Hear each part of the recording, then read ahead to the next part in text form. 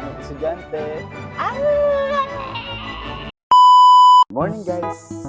Ngayong umaga nga po pala sasamahan natin si Ethan magpa-enroll para sa nalalapit na summer school. Samahan niyo po kami guys, samahan niyo po kami. Ayan yung bata oh. Ready na si Ethan oh. Ayan na. Magpa-enroll na kami. Meron na kaming estudyante. Good morning mga bossing! For today's video naman po ay pupuntahan natin ang magiging school ng aming si Ethan. Bali kaka 3 years old pa lang ni Ethan dito. Pero i-enroll na po namin para this summer school. Gusto kasi namin na makapag-explore pa siya at makapag-socialize, makakilala ng bagong kaibigan at syempre bagong knowledge. Punta na kami school. Yan. Hello guys! Ay, sa kabila. Sa kabila.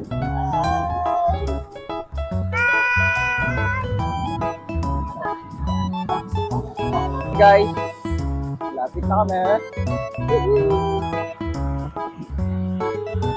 Lapit na kami sa school ni Ethan.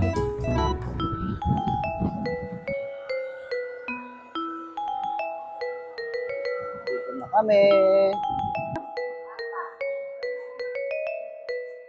Ito na tayong school guys. At ito na nga ang school. Wow! Hello po! Papa. At eto na nga, this is it. Nasa school na kami at ang nararamdaman namin dito ay may halong saya at lungkot. Masaya dahil nasa step na siya ng pag-abot ng kanyang pangarap. Malungkot naman dahil syempre dati buhat-buhat mo pa lang. Yung tipong araw-araw gusto mo siyang karga. Pero ngayon, malaki na siya. It-assign na ba para magkabunso? Hello. Pasok ka na? Lapit na siya mag-school.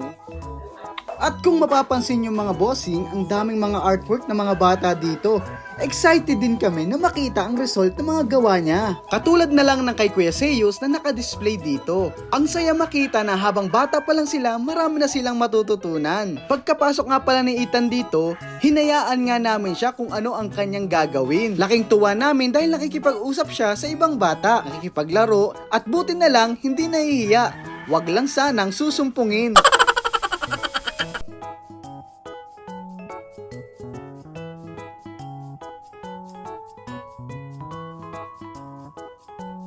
Gloria? Orange. Hello guys! Nakapagpa-enroll na si Ethan.